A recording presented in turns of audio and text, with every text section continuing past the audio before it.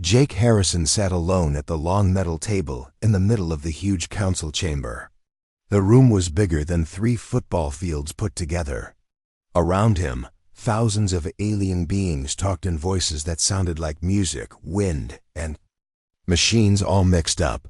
Some looked like giant insects. Others were made of what seemed like living crystal. A few floated in the air without any legs at all. Jake had been Earth's voice in this place for 23 years.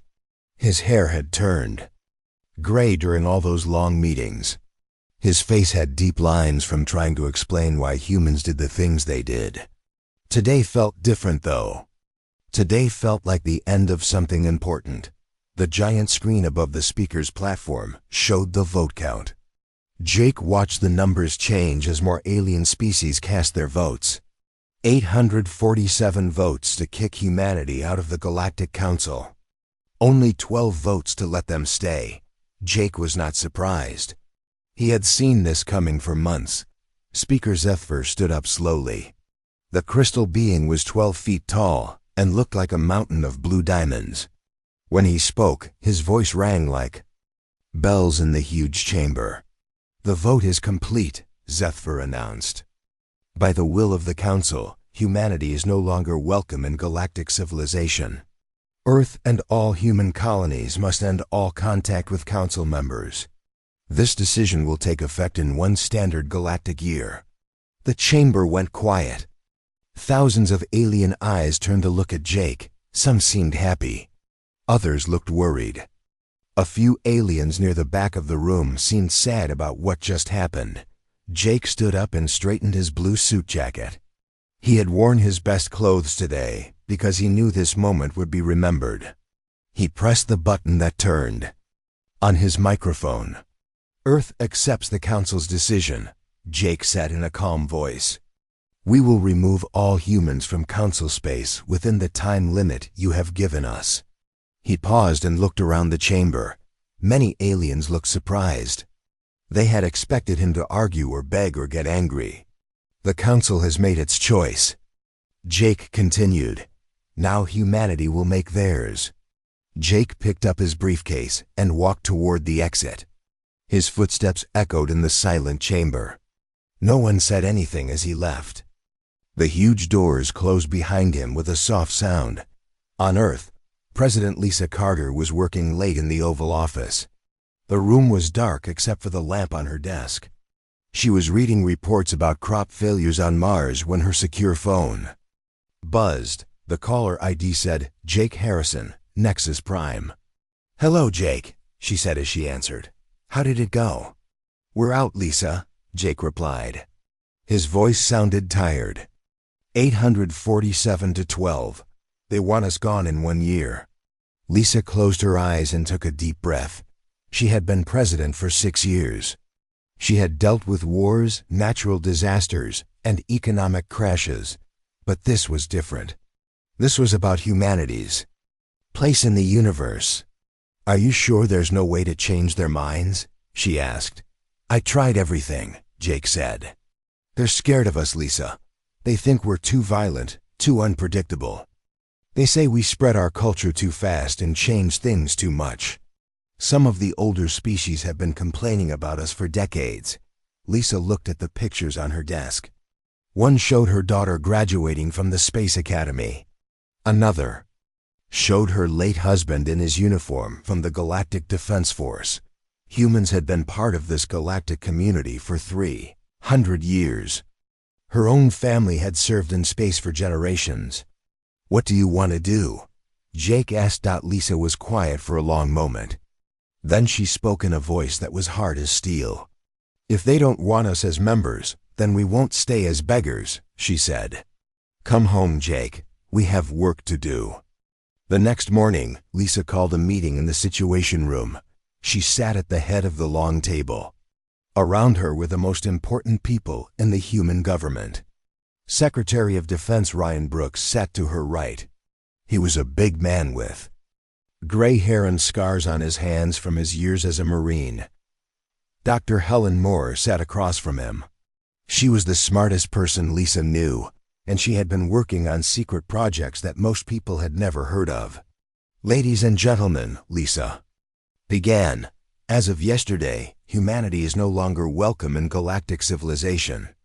We have 1 year to leave council space. The room erupted in angry voices. Some people wanted to fight. Others wanted to negotiate.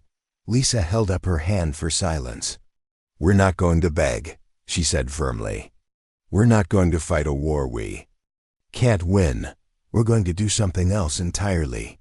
She nodded to Dr. Moore, who stood up and activated a holographic display.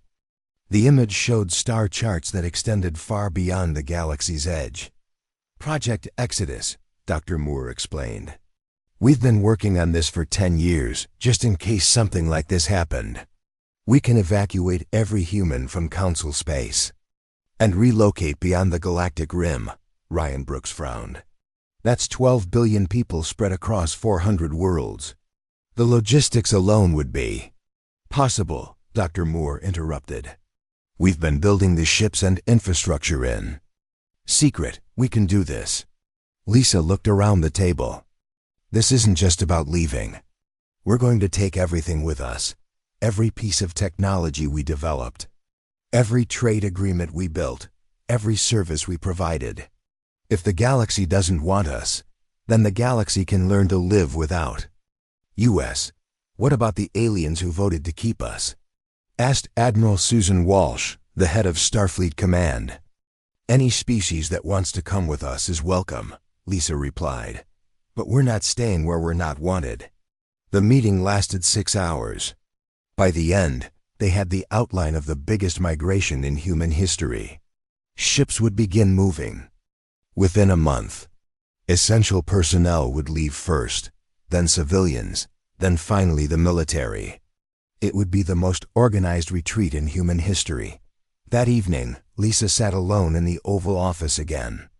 Through the window, she could see the lights of Washington, D.C. In a year, this would all be empty. Humans would be gone, and the galaxy would get exactly what it asked for. Her phone buzzed with a message from Jake. He was already on his way home. His message was short. "They have no idea what they just lost." Lisa smiled grimly. The galaxy was about to find out. Captain Amy Sullivan stood on the bridge of her cargo ship, the New Horizon. Through the main window, she could see the mining platforms of Rigel 7 getting smaller as her ship moved away. This was her last trip from the Rigel system. After today, no human would ever come back here. "Captain, we have all personnel on board," reported her first officer, Lieutenant Dan Murphy. "That's the last of them," Amy nodded. "Set course for the jump point, Dan. Time to go home." The ship carried 300 human miners and their families. They had lived on Rigel 7 for generations. Some of the children had never seen Earth. Now they were all leaving because the galaxy did not want them anymore. Amy looked at her scanner screen. She could see alien ships already moving toward the mining stations. The Vorthan Syndicate had been waiting for humans to leave. They thought they could just take over the mines and keep producing the rare metals that made faster-than-light communication possible. "They have no idea what they're getting into," Amy said quietly. Lieutenant Murphy looked confused. "Ma'am?" "The Vorthans think mining is just digging holes and pulling out rocks," Amy explained. "They don't understand that we've been developing new techniques for 200 years. Our equipment is 20 years ahead of theirs. Our methods are completely different." Amy had started as a miner herself before becoming a ship captain. She knew that human mining was not just about having good machines. It was about understanding how different types of rock behaved under pressure. It was about knowing when to blast and when to dig carefully. It was about solving problems that no textbook could teach. The Vorthans would learn this the hard way. On the agricultural world of Kepler 442b, Steve Parker was loading the last transport ship. Around him, the vast farming complexes that humans had built over 2 centuries stood empty. The hydroponic gardens that had fed millions of people were shutting down one by one. Steve had managed these farms for 15 years. His grandfather had been one of the first humans to arrive on this world. Back then, Kepler 442b had been a dusty planet with thin air and poor soil. Human scientists had spent decades learning how to make it green and fertile. "Sir, the Rillan delegation is here," said his assistant, Maria Santos. Steve looked up to see a group of tall, thin aliens walking toward him. The Rillans were plant-like beings who had always been interested in human farming methods. They were supposed to take over the farms after the humans left. The lead Rillan spoke in a voice that sounded like wind through leaves. "We are ready to begin operations, Human Steve Parker." Steve tried to smile, but it was hard. "The main computer systems are shut down, but I left you all the instruction manuals. The growing cycles are very specific. You have to monitor the nutrient levels every 6 hours and adjust the lighting based on the weather patterns." The Rillan looked at the thick stack of manuals that Steve handed him. "This seems complex." "It is," Steve admitted. "Human agriculture isn't just about planting seeds. We learn to work with dozens of different soil types, 3 different atmospheric compositions, and 5 different seasonal patterns. Every crop needs different treatment." The Rillan was quiet for a moment. "How long did it take humans to learn all this?" "About 150 years, Steve said. "We made a lot of mistakes along the way, but we learned from each one."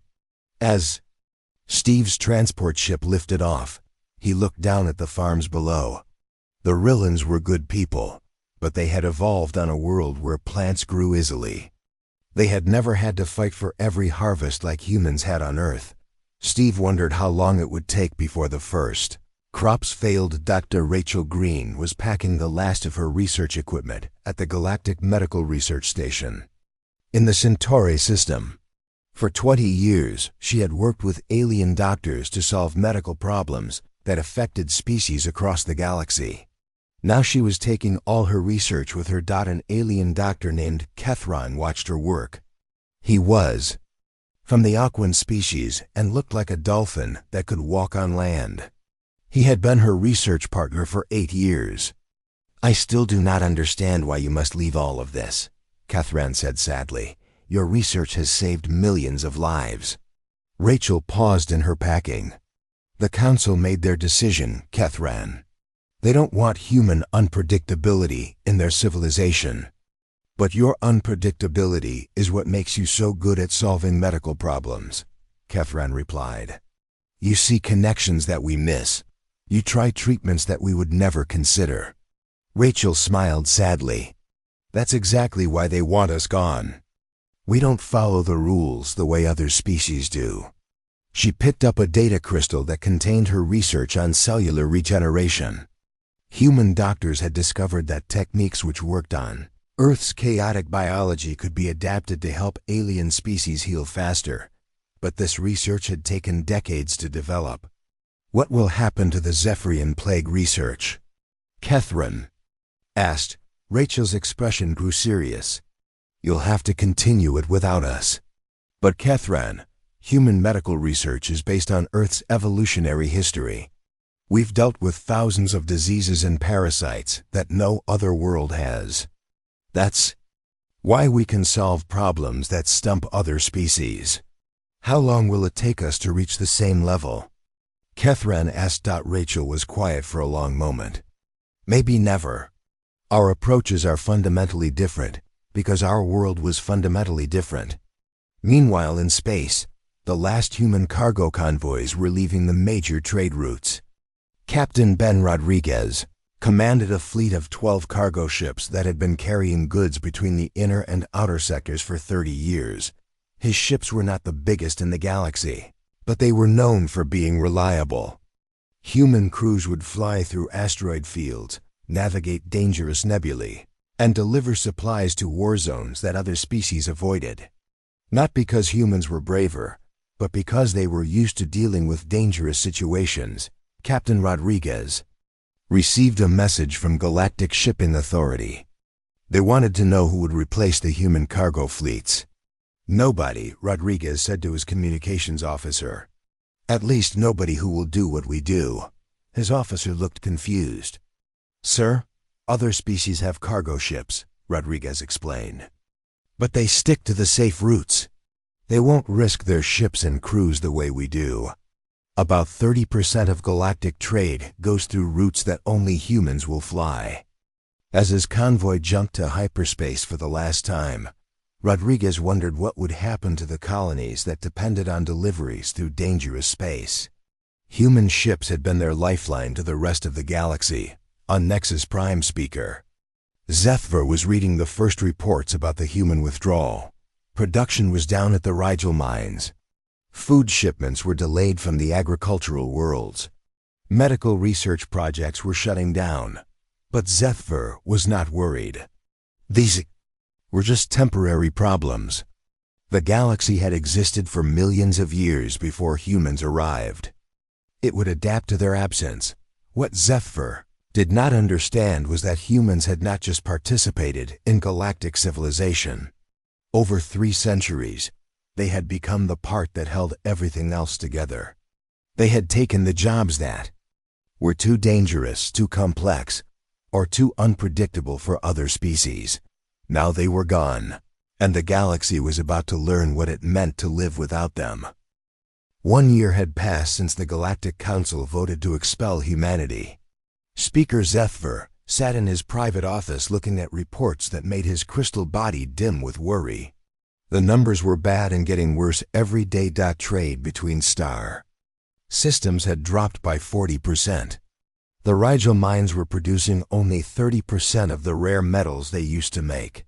Food shortages were being reported on dozens of worlds. Most troubling of all, the Zephyrian conflict had exploded into open war.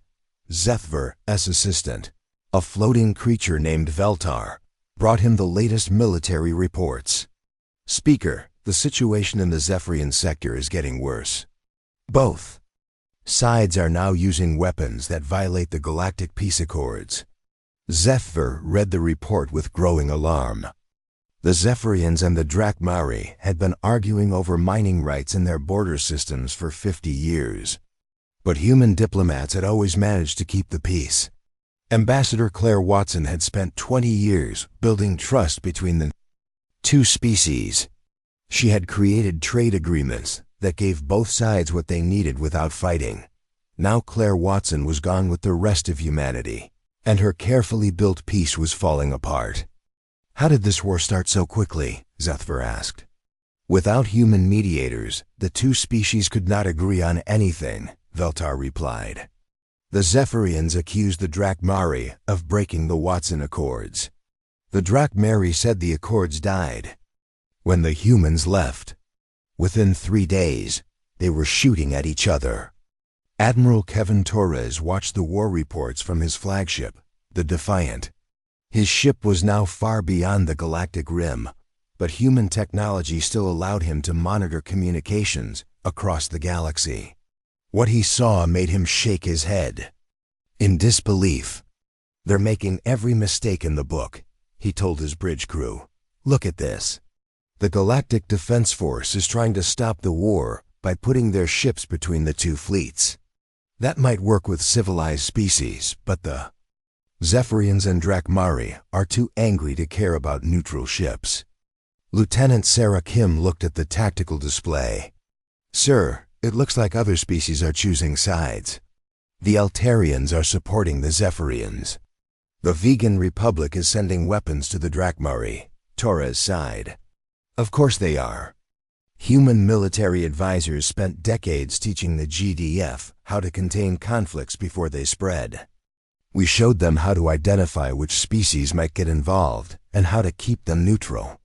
Without that knowledge, they're just reacting to problems instead of preventing them." Torres had served in the Galactic Defense Force for 15 years. Before humanity was expelled, he had seen how human military thinking was different from other species. Humans had evolved on a world where conflict was constant. They understood strategy and tactics in ways that peaceful species did not. "How long before this becomes a galactic war?" Lieutenant Kim asked. "At this rate, maybe 6 months, Torres replied. "The GDF commanders are good people, but they think like their own species. They try to solve problems through negotiation and patience. Sometimes you need to be ready to fight to prevent a bigger fight. On the research world of academia, Dr. Paul Martinez's former colleagues were struggling with his research into ancient alien artifacts. The Corvan scientist Dr. Zenthak stared at the mysterious objects that Paul had been studying for 10 years. I do not understand how human Paul Martinez could see patterns in these artifacts that we cannot. Dr. Zenthak said to his research team, "We have been studying them for 6 months and learned nothing new."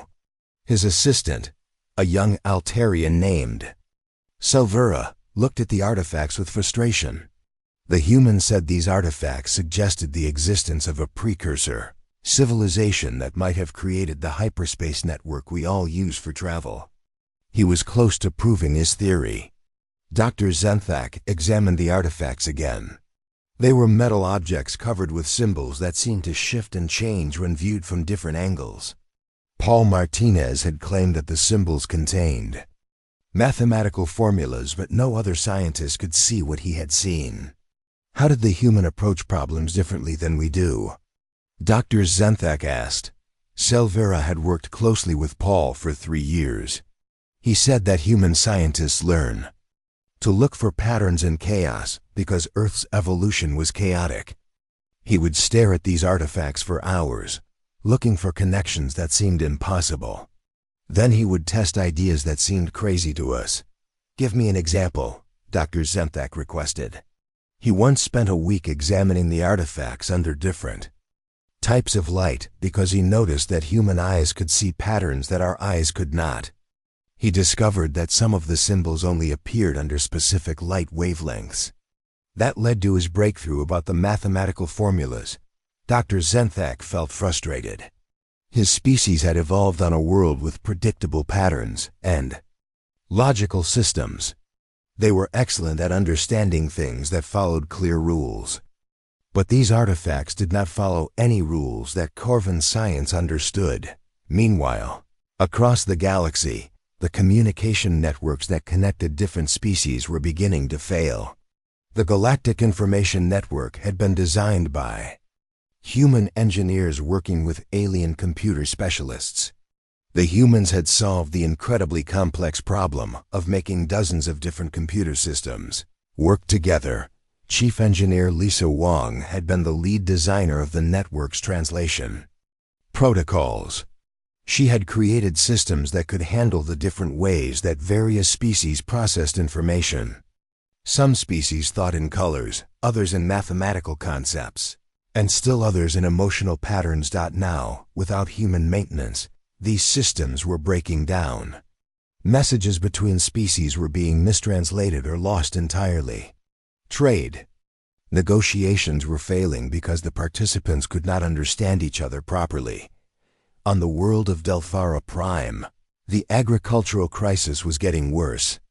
The planet had been transformed from a desert world into a garden paradise through human terraforming techniques. But the ecosystems that humans had created were more complex than anyone had realized. Agricultural Minister Colton watched in horror as the carefully balanced environment began to collapse. The special bacteria that humans had introduced to improve the soil were dying without proper care. The hybrid plants that produced most of the world's food were failing because the pollinating insects were disappearing. How long before we face complete crop failure? Colton asked his science team. Perhaps 6 months, replied his chief scientist. The human terraforming techniques created a web of interdependent systems. When one part fails, it affects everything else. Colton looked out at the vast farmlands that fed his entire species. Can we reverse the process? Go back to the way things were before the humans came? Impossible, the scientist replied. Too much has changed. We are completely dependent on the systems the humans created. We either learn to maintain them, or we abandon this world. Back on Nexus Prime, Speaker Zethver was finally beginning to understand the magnitude of the mistake the Council had made. He called an emergency meeting of the Inner Council, the most powerful leaders in galactic civilization. The situation is worse than we thought, Zephyr announced to the assembled leaders. The human withdrawal is not just causing economic problems, it is threatening the stability of our entire civilization. Council member Threxani, a leader of the Altarian Federation, spoke up. How could one species be so important? They were only 3% of the galactic population. That 3% was doing jobs that no other species wanted or could do, Zephyr replied. They took risks that others avoided. They solved problems that others could not understand. They connected systems that others could not make work together. What do you recommend? Asked Council Member Vorthak of the Draconian Empire. Zephyr's crystal body pulsed with dim light. We need to contact humanity and ask them to return. The chamber fell silent. Many of the council members had voted to expel humanity just 1 year ago. The idea of asking them to come back was humiliating. Do we even know where they went? Threxani asked. No, Zephyr admitted. All human ships have disappeared beyond the galactic rim. We have no way to contact them. What the council did not know was that humanity was already building a new civilization in the space between galaxies. Free from galactic regulations and politics, human technology was advancing faster than ever before. They had discovered new worlds, made contact with other species that the galaxy had never met, and were exploring possibilities that they had never imagined. The galaxy that had rejected them was slowly falling apart, while the humans they had expelled were thriving in ways they had never thought possible. 2 years had passed since humanity left the galaxy, and Speaker Zephyr stood before the emergency assembly of the Galactic Council. The great chamber that had once been filled with thousands of representatives now held less than half that number. Many species had withdrawn from galactic politics as their worlds faced their own crises. The holographic display behind Zephyr showed a map of the galaxy painted in red zones. War had spread to 12 star systems. Economic collapse affected 47 sectors. Communication failures had left entire regions isolated from the rest of civilization. Fellow council members, Zephyr began, his crystal voice echoing in the half-empty chamber. We face the greatest crisis in galactic history. What began as economic disruption has become complete system failure. In the audience, Council Member Threxani of the Altarian Federation looked older than his years. His people were starving because the food distribution networks had collapsed. Speaker Zephyr, we must face the truth. We made a terrible mistake when we expelled humanity. Murmurs of agreement rippled through the chamber. 2 years ago, most of these same representatives had voted to remove humans from their civilization. Now they were beginning to understand what they had lost. Dr. Kenthaler, the Council's chief scientist, stepped forward to present his report. My research team has spent the last year analyzing human contributions to our civilization. What we found is disturbing. The holographic display changed to show charts and statistics. Humans were involved in 70% of all major technological breakthroughs in the last century. They provided solutions to problems that our best scientists could not solve. They approached challenges in ways that no other species had ever considered. Dr. Kenthaler paused to let this information sink in. More importantly, humans served as connectors between different species and systems. They understood how to make incompatible technologies work together. They could communicate with species that had completely different ways of thinking. On the far side of the galaxy, Dr. Maria Santos monitored these council discussions from humanity's new research station. The station orbited a star that existed in the space between galaxies, far from any council sensors. From here, humans could watch their former civilization crumble while building something entirely new. Maria had been Earth's former representative to the Terraforming Council. She understood better than most how deeply human influence had spread through galactic civilization. Every major terraforming project in the last 2 centuries had used techniques that humans had developed or improved. Captain, you should see. "This," called Lieutenant Peter Chun from the communications station. "We're intercepting distress calls from dozens of worlds that used human terraforming. The ecosystems are collapsing faster than anyone predicted." Maria looked at the data flowing across her screens. Delthara Prime was facing complete agricultural failure. The oceanic world of Aquatica was experiencing massive die-offs of marine life. The desert planet Aridus was losing its atmosphere because the human-designed atmospheric processors were failing. "They don't understand that our terraforming wasn't just about technology," Maria explained to her staff. "We based our techniques on Earth's chaotic evolutionary history. Our ecosystems were designed to adapt and survive unexpected changes. But that requires constant management by people who understand how chaotic systems work." Lieutenant Commander Nick Johnson was piloting a reconnaissance mission near the Galactic Rim when his ship detected alien vessels in distress. 3 Council ships were drifting helplessly after their engines had failed. In the old days, human rescue ships would have responded to their emergency calls within hours. "Sir, should we render assistance?" asked his co-pilot, Ensign Lavra Adams. Nick checked his orders. Humanity's new government had been very clear about their policy toward the Council. They were not to make contact or provide assistance unless specifically authorized. "We're ghosts to them now, Laura," Nick replied sadly. "They made their choice." Nick watched the alien ships on his scanner. He could see their life support systems slowly failing.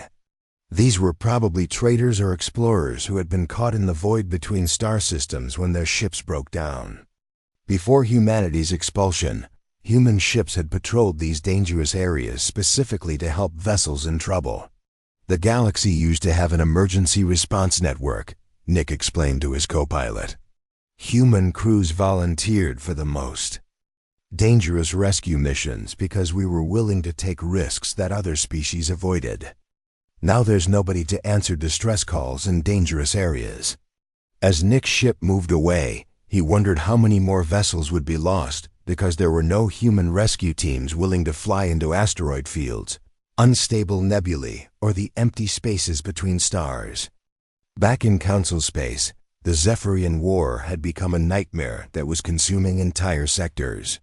What had started as a border dispute between 2 species had grown into a conflict involving dozens of different worlds and governments. General Vextar of the Galactic Defense Force studied the tactical displays in his command center. His forces were spread too thin across too many battlefields. Every time he stopped fighting in one area, it would flare up again somewhere else. "General, we've lost contact with the Third Fleet," reported his aide, Colonel Mordain. They were trying to establish a buffer zone between the Altarian and Drakmari forces, but both sides attacked them. General Vextar felt the weight of failure pressing down on him. He was a good military leader, but he had learned strategy and tactics from human advisors. Without their guidance, he was struggling with problems that seemed impossible to solve. "Sir, what would the human military advisors have done in this situation?" Colonel Mordain asked. Vextar thought about the humans he had worked with during his career. They would have found a way to make both sides want to stop fighting. Humans understood that the best way to win a war is to prevent it from starting. They would study the psychology of both species and find solutions that addressed the real causes of the conflict. "Can we do that?" the colonel asked. "I don't know," Vextar admitted. Human military thinking was based on thousands of years of warfare on their homeworld. They understood conflict in ways that peaceful species like ours never learned. Meanwhile, the Galactic Information Network was suffering cascading failures that left entire sectors unable to communicate with each other. The translation protocols that had allowed dozens of species to understand each other were breaking down without human maintenance. Chief Engineer Corthus stared at the network diagnostic displays in frustration. For 6 months, his team had tried to fix the communication systems that humans had designed. Every repair they made seemed to cause 3 new problems. The human engineers built these systems like living things, Corthus told his team. Each part communicates with every other part in ways that we don't understand. When we try to fix one component, it affects the entire network. His assistant, a young vegan technician named Satara, looked at the complex diagrams that human engineers had left behind. "Sir, these design documents mention something called adaptive learning protocols. The network was supposed to grow and change based on new communication patterns." "That's impossible," Corthus replied. "Computer networks follow programmed instructions. They can't learn and adapt like living creatures." "But what if the humans figured out how to make them do exactly that?" Satara asked. "What if they created technology that we don't understand because our species never needed to solve the same problems?" Corthus was quiet for a long moment. His people had evolved on a world where communication was simple and direct.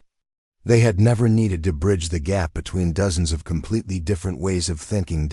As the crisis deepened, Speaker Zethver made a decision that would have seemed impossible 2 years earlier. He authorized the first official attempt to contact humanity and asked them to return. The message was broadcast on all frequencies toward the Galactic Rim, where human ships had last been detected. It offered humanity full reinstatement in the Council, expanded voting rights, and recognition as an essential species. "To our former human colleagues," the message began, "the Galactic Council admits that we made a grave error in expelling humanity from our civilization. We now understand that your contributions were far more valuable than we realized. Please, return and help us restore the stability that your presence provided." The message traveled through space toward the edge of the galaxy, but there was no response. Humanity had vanished completely, leaving behind only the ruins of the systems they had built and maintained. What the Council did not know was that humanity had moved far beyond their reach, building new worlds and new civilizations in the vast spaces between galaxies. They had found other intelligent species that welcomed human innovation and adaptability. Most importantly, they had learned that sometimes the best response to rejection is to build something better than what rejected you. The galaxy that had expelled them was dying slowly, while humanity was thriving in ways they never could have imagined while constrained by Council rules and alien fears. 3 years had passed since humanity's expulsion from the Galactic Council. The Great Chamber on Nexus Prime was now mostly empty. Many species had stopped attending Council meetings as their own worlds faced collapse. Speaker Zethver stood alone at his podium, his crystal body dim and cracked from stress. The holographic display showed the grim reality of galactic civilization. The Zephyrian War had spread to cover half the galaxy. Trade had stopped completely between most sectors. Entire star systems had gone silent, their communication networks dead. Food shortages affected billions of beings across dozens of worlds. On the other side of the void between galaxies, President Lisa Carter sat in her office on New Geneva, humanity's new capital world. The planet orbited twin stars that painted the sky in brilliant colors. Through her window, she could see the construction of massive space stations that would support humanity's growing extragalactic civilization. Her secretary, Colonel Frank Miller, brought her the latest intelligence reports from their automated monitoring stations. "Madam President, our sensors show the galaxy is in complete chaos. The war zones are expanding every day. Most of the major trade routes have been abandoned." Lisa read through the reports with a mixture of sadness and satisfaction. She felt no joy in seeing the galaxy suffer, but she was proud of what humanity had accomplished since leaving. Free from Council regulations and alien politics, human technology had advanced at an incredible pace. "What's the status of our new colonies?" Lisa asked. "Excellent, ma'am. We now have established settlements on 47 worlds across 3 different star clusters. Our population has actually grown since we left Council space. Several alien species have asked to join us." Lisa smiled at that news. Not all aliens had supported humanity's expulsion. Some had recognized the value of human innovation and adaptability. When those species faced their own crises, they had chosen to abandon the failing galactic civilization and join humanity's expanding community. Dr. Helen Moore entered the office carrying a data pad with their latest technological achievements. Madam President, our research teams have made another breakthrough. We've developed faster-than-light communication that doesn't depend on the rare metals from the Rigel mines. How is that possible? Lisa asked. Human scientists approached the problem differently than council researchers, Helen explained. Instead of trying to improve existing technology, we started over with completely new principles. Our methods are based on quantum mechanics that council species never explored because they were satisfied with their existing systems. Lisa looked at the technical specifications. Humanity had not just survived their expulsion. They had used their freedom to innovate in ways that would have been impossible under council oversight. Meanwhile, Captain Jake Harrison was preparing for a mission that would change everything. His ship, the Messenger, was equipped with the most advanced technology humanity had developed. His orders came directly from President Carter herself. Jake, it's time to give them our answer, Lisa had told him during their final meeting. The Council has been broadcasting their pleas for help for 6 months now. They deserve to know where we stand. Jake's ship approached the galactic rim where humanity had last been detected 3 years ago. He activated a communication array that could reach across the entire galaxy simultaneously. This was technology that the Council had never seen before. In the Council chamber on Nexus Prime, Speaker Zethver was meeting with the few remaining Council members when alarms began sounding throughout the station. His communications officer, a nervous Altarian named Sylvan, rushed into the chamber. Speaker, we're receiving a transmission on all frequencies, Sylvan reported. The signal is incredibly powerful. It's reaching every active communication system in the galaxy. Zethver felt his crystal body pulse with hope. Is it from humanity? Yes, sir. It's Ambassador Jake Harrison. The main display activated, showing Jake's familiar face. He looked older than when he had left the Council 3 years ago, but his expression was calm and confident. Behind him, they could see technology that looked far more advanced than anything in Council space. Speaker Zethver and members of the Galactic Council, Jake began. I bring you greetings from the free worlds of humanity and our allied species. Zethver leaned forward eagerly. Ambassador Harrison, we are grateful for your response. The Council has prepared a formal apology and an offer of full reinstatement with expanded privileges. Jake's expression remained neutral. The offer has been received and considered by President Carter and the Human Assembly. I am here to deliver our response. Around the galaxy, on worlds that still had working communication systems, billions of beings watched and listened.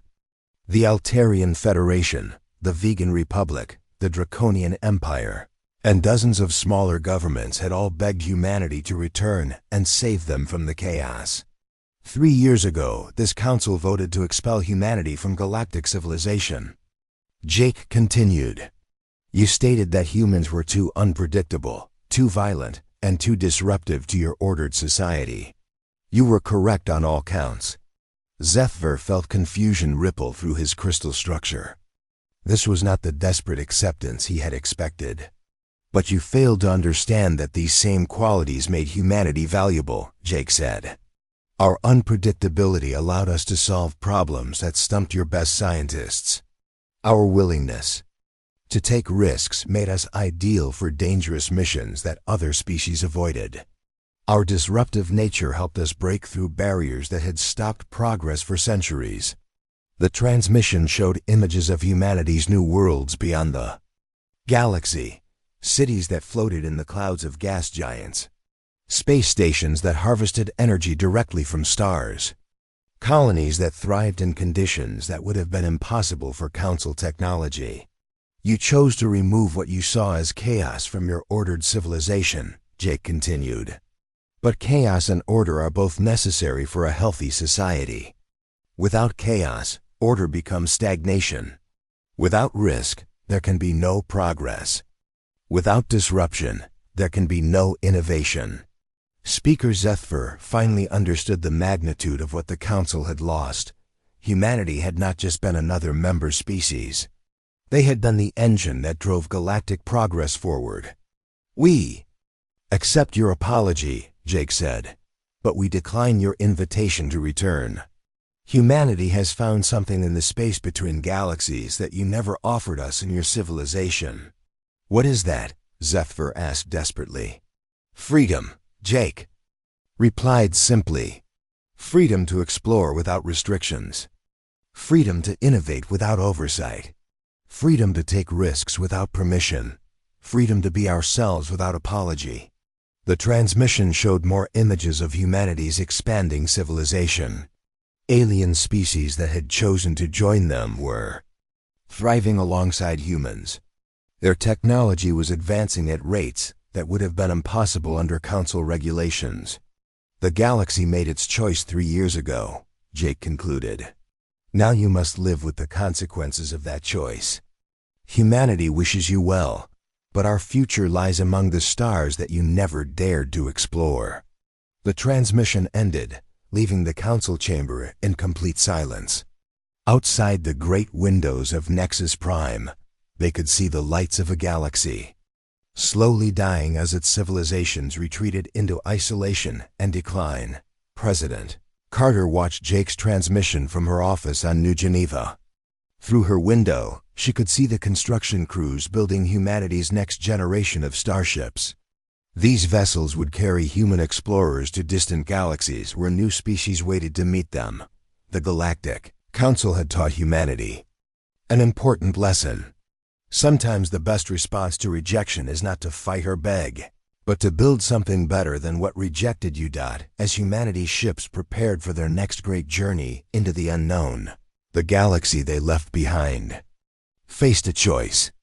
They could either learn to solve problems the way humans had, through innovation and risk-taking, or they could continue their slow decline into irrelevance. The age of the Galactic Council was ending. The age of human exploration among the stars was just beginning. And in the vast cosmos filled with countless galaxies and infinite possibilities, humanity had finally found where they truly belonged.